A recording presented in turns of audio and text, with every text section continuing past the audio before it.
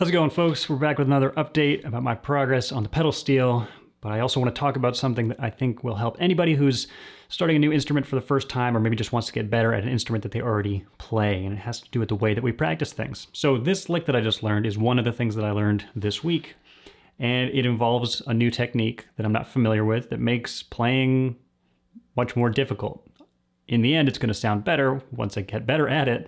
But sometimes when you learn a new technique or there's some new element of the technique of playing an instrument that you're trying to incorporate or improve, it makes things sound worse or it makes things more difficult. And in the case of a lick like this, here's what's difficult about this. I have to play in succession a couple strings, and as I play each new string, I have to mute the string that I just played before it. So while I'm reaching for a new string, I'm reaching for the old string with a new finger to mute it so that it doesn't.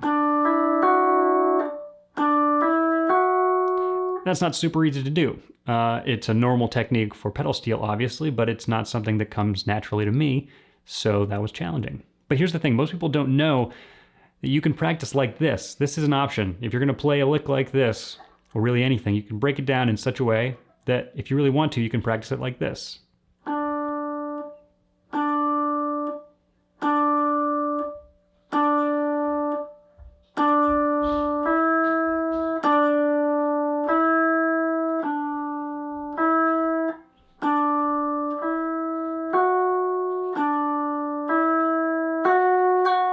You can really go that slowly, and I kind of encourage you to, because the way that people generally practice a lot of this stuff ends up being a little bit more like this.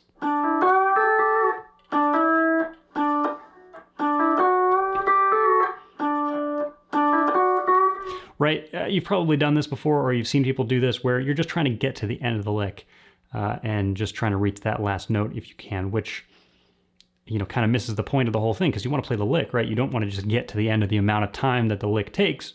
So not only are people trying to play things too quickly, but they're also just ignoring the opportunity to look really closely at a new technique. Because if that's new to me, if that idea of just stopping a note while I play another note, then it's really worth my time to look at that really closely and see what it feels like to do that correctly, and see what my hand looks like when I do it in a way that sounds good, and see what my hand looks like when I do it in a way that sounds bad. By no means have I mastered this technique. I'm just barely scratching the surface of what this stuff is supposed to sound like and feel like, and how it's supposed to be. But this was a really good opportunity to get in on the ground floor of this technique and pay attention to what's going on. So you watch a couple of videos, you see somebody explain how to do it, and then you try it yourself.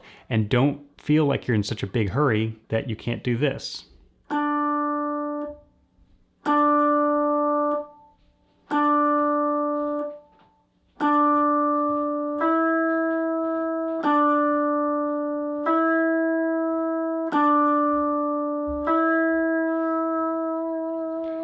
You really can take it that way, and I do all the time, and that's how I was able to play this lick. And I'm getting faster, and I'd like to be able to play it faster than I can now, but it's really important that I at least be able to do it, at this kind of speed first.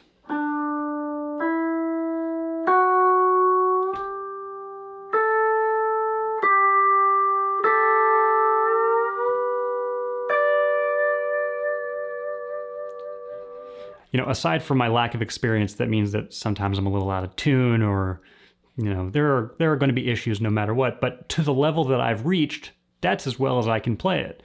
And that's kind of as fast as I can play it. If I try to play it faster, sometimes it ends up okay and sometimes it doesn't.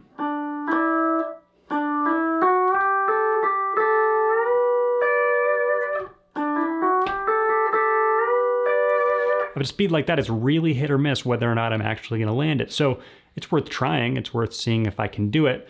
But if I actually want to get better, I have to go all the way back to the beginning. So think about other things that you can take apart completely, take apart every aspect of it to the point where you're only playing one note and you're only playing two notes.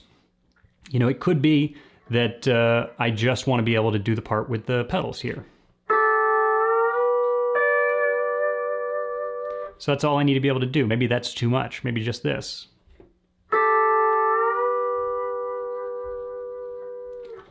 And then I can do a little bit of a bigger section of it.